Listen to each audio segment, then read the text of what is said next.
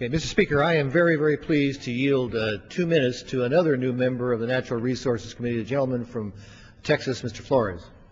Gentleman from Thank you, Mr. Speaker. Texas recognized.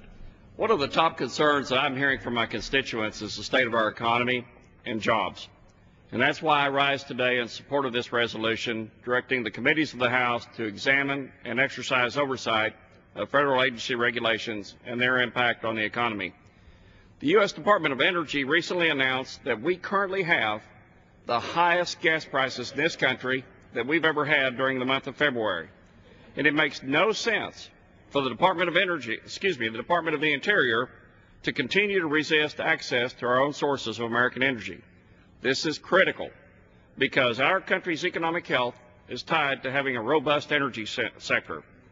Obama administration officials estimated that it would cost roughly 23,000 jobs if they enacted the deepwater drilling moratorium, but it went ahead anyway. And to add further insult to Americans, it also included a shallow water regulatory permit slowdown. And recently a judge held the department in contempt for the administration's drilling moratorium. Congress and this administration can and should encourage private sector job growth, not hinder it with unreasonable regulations. We risk losing more scarce jobs and more investment capital every single day due to the ever-increasing rate of our federal bureaucracy. Many of these regulations place significant burdens on manufacturers and small businesses at a time when our economy can least sustain them. According to the Small Business Administration, federal regulations cost American businesses between $8,000 and $10,000 per year per employee, and between $15,000 to $37,000 per American household each year.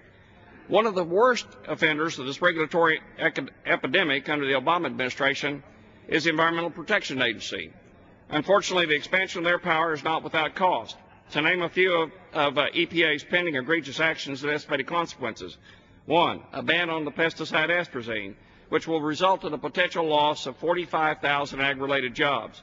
2, a mandate requiring the use of expensive and or economically unsound renewable energy sources, causing a $5.2 trillion cut in our GDP, a $2,400 cut in household incomes per year, and the loss of more than 1 million American jobs. Number 3, new unsubstantiated ozone standards costing $1 trillion in compliance costs and 7.3 million jobs lost. Gentleman's time has expired. I yield the gentleman an additional 15 seconds. And add insult to injury, when asked if their regulations had a cost-benefit analysis, they said that they didn't need them, that their rules were among the most cost-effective in government. I strongly beg to differ.